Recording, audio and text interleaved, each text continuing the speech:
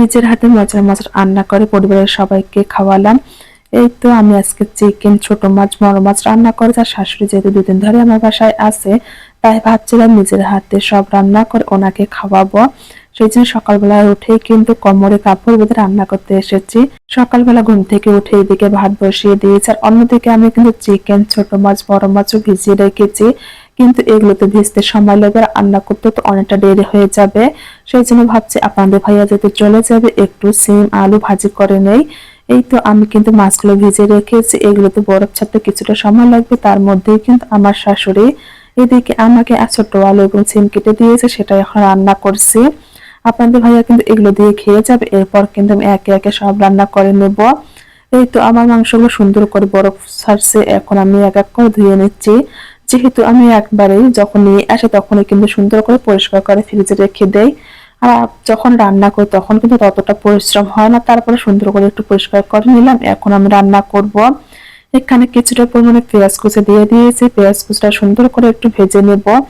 এরপর কিন্তু আদা রসুন দিয়ে দেবো। আদা রসুনটা আমি আগে থেকে ফ্রিজে রেখে দিই, সেই জন্য কিন্তু আমার যে বাটা ঝামেলাটা সেটা কিন্তু আর করতে হয় না, খুব ইজি ভাবেই আমি রান্না বান্না করতে পারি।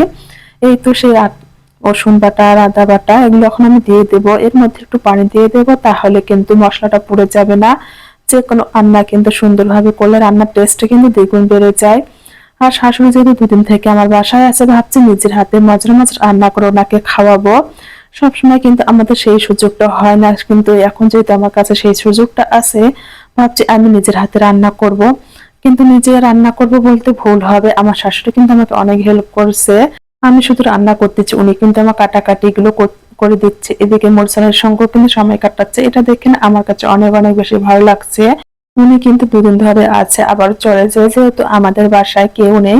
গ্রামের বাসায় শুধু আমার শ্বশুর একাই আছে, সেই জন্য চাইলেও কিন্তু বেশি দিন থাকতে পারবে না। সেই জন্য কিন্তু উনি চলে যাবে, ওইদিকে তো কথা তো ভাবতে হবে।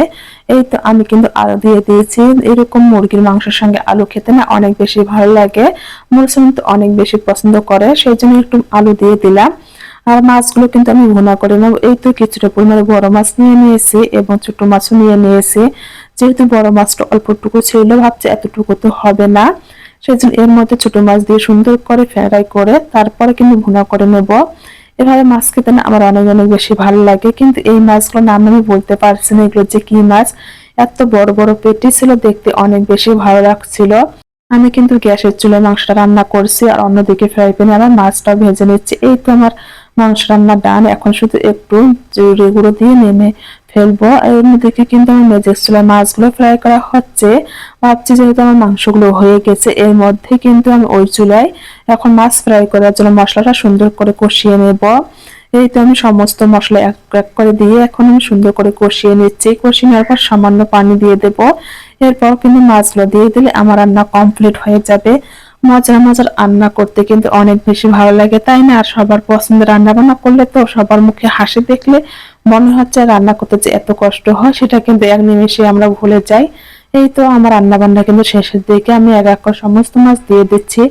মাছগুলো হয়ে গেলে কিন্তু আমার রান্না বান্না কমপ্লিট। আর সমস্ত রান্না যে এত বেশি মজা হয়েছিল, যেটা বলার মতো না। এই তো আমি একটু ধনিয়া পাতা দিয়ে দিলাম, মাছ ভুনা করলে কিন্তু অবশ্যই আমি ধনিয়া পাতা দেবো।